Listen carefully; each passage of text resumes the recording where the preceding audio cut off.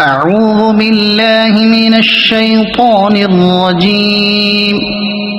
بسم الله الرحمن الرحيم.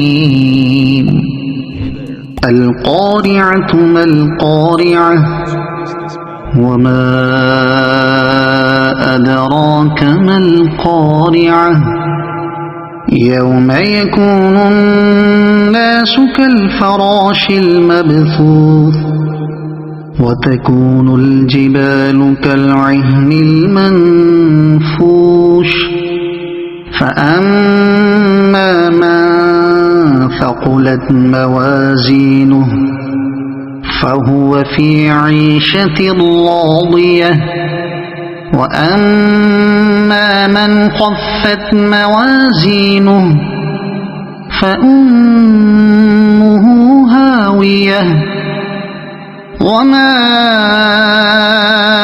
أدراك ما هي نار حامية. صدق الله العظيم.